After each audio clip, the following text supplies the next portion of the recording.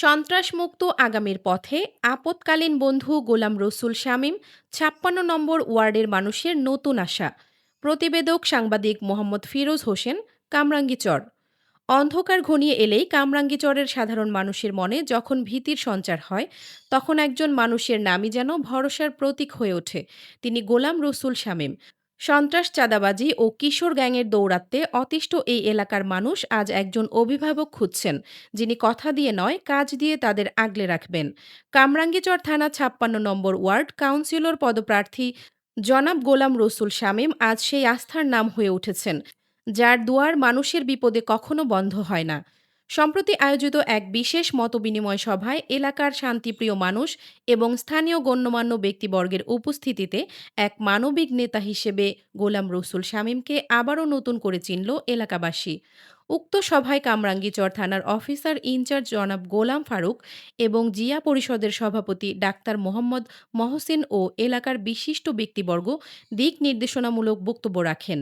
ডাক দিলেই পাশে, ঘোর বিপদের অকৃত্রিম বন্ধু।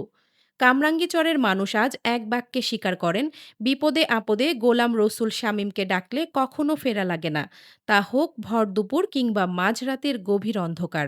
মানুষের আর্তনাদে তিনি ছুটে যান সবার আগে।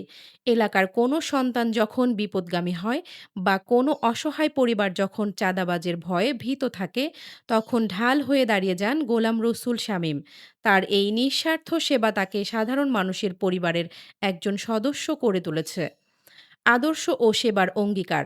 সভায় আবেগঘন কণ্ঠে জনাব গোলাম রসুল শামীম বলেন, শহীদ প্রেসিডেন্ট জিয়াউর রহমানের বহুমাত্রিক গণতন্ত্র এবং দেশনেত্রী বেগম খালেদা জিয়া ও তারেক রহমানের আদর্শে অনুপ্রাণিত হয়ে আমি পথ চলছি।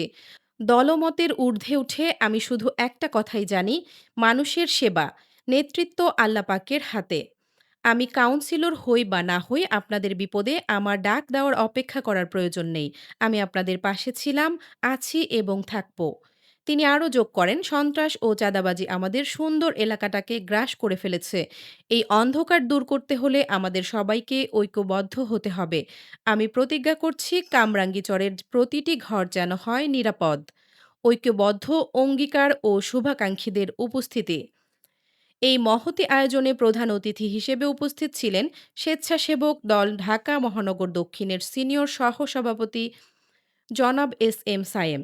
এছাড়া বিশেষ অতিথি হিসেবে উপস্থিত থেকে সংহতি প্রকাশ করেন কামরাঙ্গীচর থানা শ্রমিক দলের সভাপতি জনাব মোহাম্মদ কাজল খান। তাদের সরব উপস্থিতি এবং দিক নির্দেশনামূলক বক্তব্য এলাকাবাসীর মনোবল আরও বাড়িয়ে দিয়েছে। জনগণের প্রাণের স্পন্দন। ৫৬ নম্বর ওয়ার্ডের সাধারণ মানুষের চোখে আজ গোলাম রসুল শামীম কেবল একজন প্রার্থী নন, বরং তিনি একজন আপৎকালীন বন্ধু। সমাজ থেকে সন্ত্রাস ও কিশোর গ্যাংয়ের করাল গ্রাস মুছে ফেলে একটি শিশুবান্ধব পরিবেশ গড়ার যে স্বপ্ন তিনি দেখিয়েছেন, তাতে উজ্জীবিত পুরো এলাকা। একটি সমৃদ্ধ, অপরাধমুক্ত ও নিরাপদ কামরাঙ্গীচর গড়ার লক্ষ্যে এবং দুঃসময়ের এই বন্ধুকে আগামী দিনের সেবার সুযোগ করে দিতে এলাকাবাসী আজ ঐক্যবদ্ধ। যার পদচারণা তার হাত থেকে গ্রেপ্তার হওয়া একজন ব্যক্তি এই পর্যন্ত মুক্তি ছাড়া পায় নাই। থাকে সেই প্রকৃত সেবককেই আগামীতে প্রতিনিধি হিসেবে দেখতে চায় কামরাঙ্গীচরের প্রতিটি মানুষ। সুলতানা।